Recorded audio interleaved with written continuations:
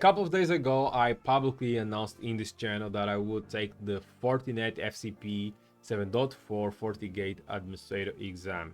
I did the exam and I passed. So in this video, I'm going to share everything you need to know to pass this exam. Okay, so after taking the exam, this is what I received, and this is the examination summary report for FCP Fortigate 7.4 Administrator.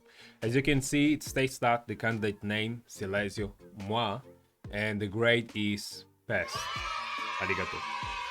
Okay, first thing first, why did I even take this exam? As you probably know, I'm CCIE. So do I plan on becoming like FCX on Fortinet? And the reason is no, I don't plan to take other certs on Fortinet, at least not for now. And the only reason, as I explained on the previous video, is that I want to deliver Fortinet training on my platform at silesiocarvalho.com. So I wanted to know how would be the experience for my students so that I can better prepare the training so that they can be more prepared to take this exam. So these exams is not only about studying, it's about studying the right way to pass this exam. And this is where a lot of you get it wrong. So you try to memorize, you try to get a lot of resources, but at the end of the day, most of people don't have a strategy on how to approach these exams. So I have some experience on taking these exams, so I can confidently say on how to approach to pass this exam, especially on first attempt. Okay, but how did I really study for this exam? And my advice to you is that don't try to eat the elephant at once, meaning don't try to study like for 8 hours straight and the other days probably study 1 hour or 30 minutes. For me, I did reserve a session like between 2 to 3 hours every day. So I would study during the weekdays between 2 to 3 hours, and at the weekend probably I would study around 4 hours. But for me it was okay to just study at max between 2 to 3 hours because I was already studying for this exam quite some time, to be honest with you. Okay, what about the resources I used? Well, some of them I already mentioned on the previous video, but I'm going to say it again. So one of them is the FCP Fortigate Administrator Self-Paced on the Fortinet Training Institute. And as you can see, I did have some lessons completed on this one. But the reason why I don't have all of them completed is that I was studying the previous version where they used to have like Fortigate infrastructure and Fortigate security. So now I believe at the beginning of this year they updated and combined these two courses into this single course. That's the FCP Fortigate Administrator exam. So that's the reason why I didn't have to watch all the lessons again, because I was already studying for quite some time. And also one great thing about this is you have the administrator sample questions that they will help you test the waters before taking the exams as one of the options you can use to feed your flashcards. And as I mentioned on the previous video, I also use flashcards a lot just to make the things really stick on my memory. And if you've been following me for some time, you know that I love using Anki as it is one of the best or simple flashcards to use to help study for this exam. I also use the Fortinet document library, more specifically the Fortigate, FortiOS 7.4, 7.45, and 7.2. And the reason for that is that, as you probably know, I recommend a lot to use labs, and I also built two types of labs. So I built one of them using the version 7.4.5 because this exam is focused on FortiOS 7.4. So I had to prepare on this type of environment or in this FortiOS version. And in this version, you need to install or request a permanent license to deploy Fortigate, FortiManager, and FortiAnalyzer. Now, You might ask, if the exam is only about FortiGate, why did I have to deploy also FortiManager and FortiAnalyzer? Actually, it's not all about FortiGate, but it's mainly about FortiGate and some security products on the Fortinet.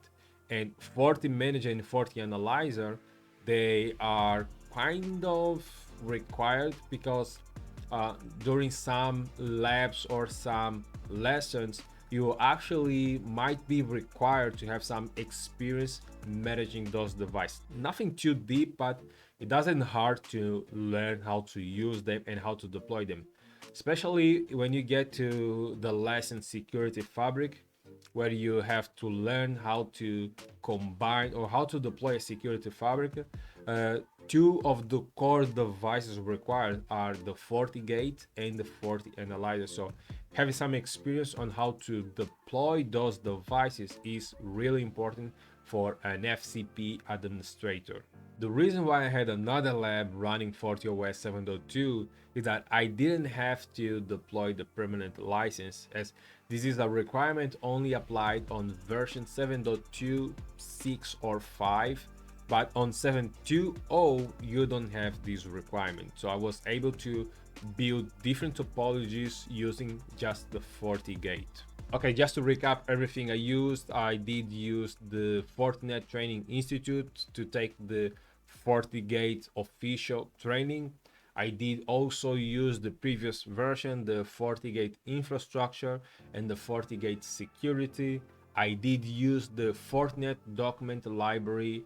I did download images directly from Fortinet support, so you don't have to get a contract. You can download for free. I downloaded the version 7.4.5 for FortiManager, FortiAnalyzer, and FortiGate. I did install the permanent license. I did build labs on Pinet Lab with FortiGate running version 7.2.0, and I also used Anki as the flashcards to help memorize the questions. Okay, so now let's talk about the exam. I did schedule the online version so that I didn't have to travel to an ATC. So this way I knew for sure that I wouldn't have anyone interrupt me for any other reason. So by taking the exam at home, there is a pre-check before the exam time. So it's like 30 minutes before the exam. And I started the pre-check on time, just make sure that camera was okay, the internet was okay, the documentation was okay. And once that process was finished, I was able to start the exam immediately. Actually, I didn't start the exam at the time I did schedule the exam. And during the exam, I tried to not say anything that might violate NDA. I found that some questions they were, I won't say easy, they were okay, easy to understand. Some misleading, some very challenging. And I gotta say this about the challenging ones is that they really required me to have some deep understanding in the terms of configuration to really answer them. And some of those they were like based on intuition, because I didn't spend much time on building lab for those specific sections, and that's on me actually. And so for those questions, they were challenging, but one thing that I like about Fortinet exams is that you can set a flag to review later. So for those challenging questions, I just select them, like select to review, and then I move to the next one. And this is a time management strategy, and I want you to take note of this. If you find that one question is very challenging, I wouldn't say hard, it's just challenging, you just have to figure out how to answer it, you can flag the question and move to the next one.